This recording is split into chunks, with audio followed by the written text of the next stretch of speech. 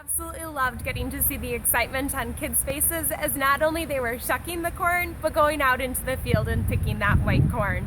Another thing that I loved to see was how they actually braided the corn husk to allow the corn to dry over the winter so that they could use it for seed in the next year.